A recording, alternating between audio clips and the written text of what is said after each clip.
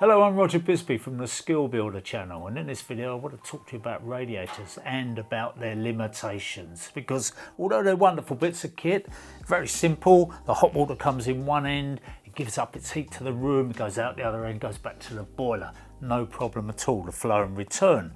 But you get very little heat out of a radiator by radiation. If you put your hand there, you can feel it. Put your hand there, you can't. Most of the heat given out by radiators is convected. That means that you've got cold air or cooler air coming in at the bottom of the room, going up through the radiator, and then rising in the room and going down. Now, this is a small radiator. It's not really big enough for the room.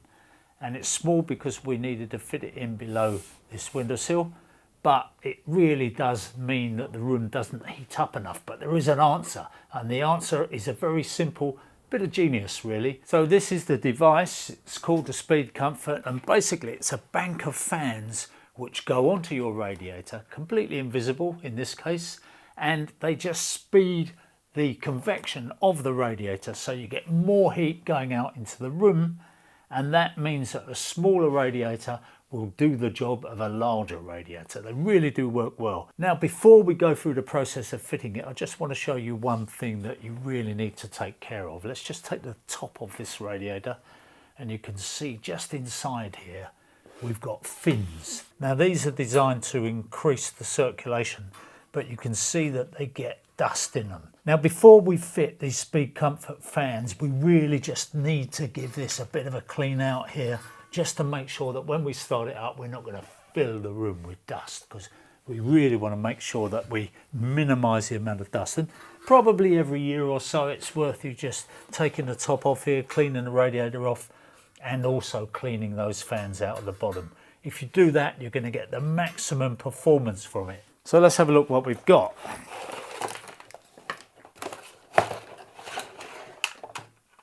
So we've got a couple of fan arrays here. That gives us 6 fans in all.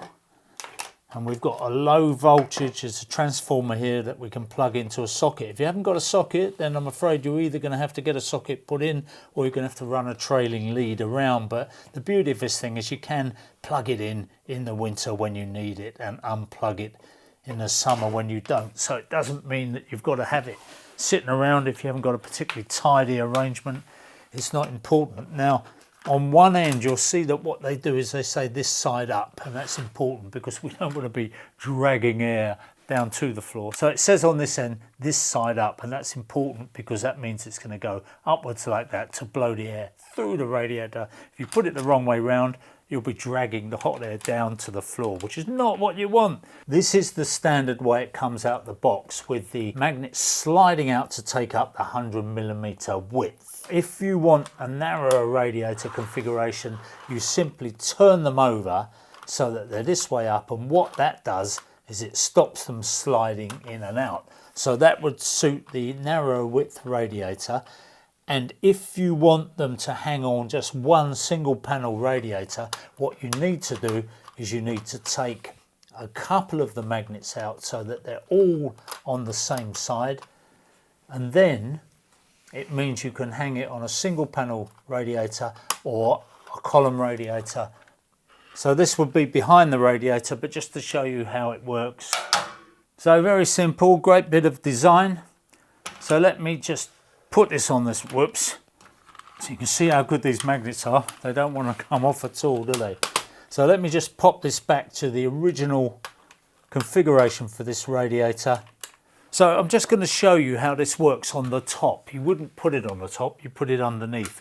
These magnets are really powerful, super keen magnets that just go in there and they just position it.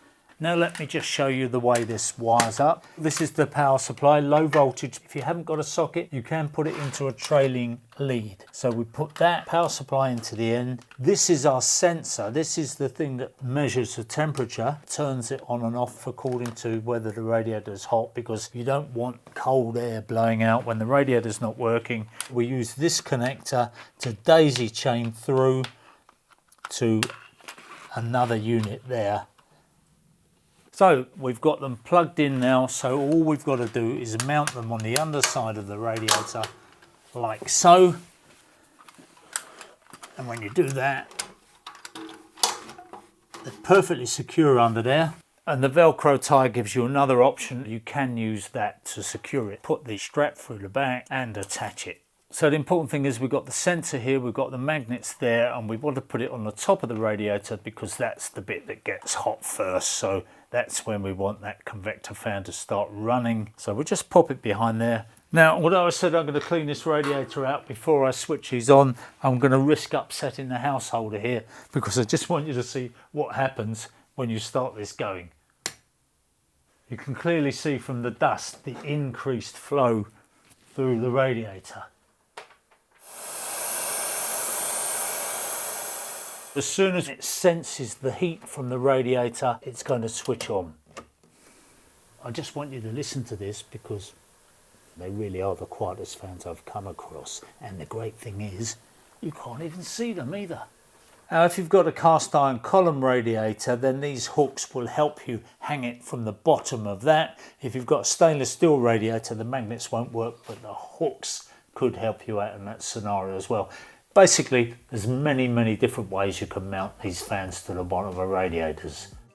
So the takeaway for me is that you can use these almost anywhere and they do make a dramatic difference. In fact, it's so good I'm going to get a couple for my house. I've got a couple of radiators where they may do a lot of good. The great thing for me is that if you've got a condensing boiler, you want to run that at about 50 degrees Celsius. When you use these fans, you can turn it down because you're getting the increased efficiency out of your radiators. That means you're saving money and you're making the system a lot more efficient, and you haven't even had to touch a single bit of pipe work.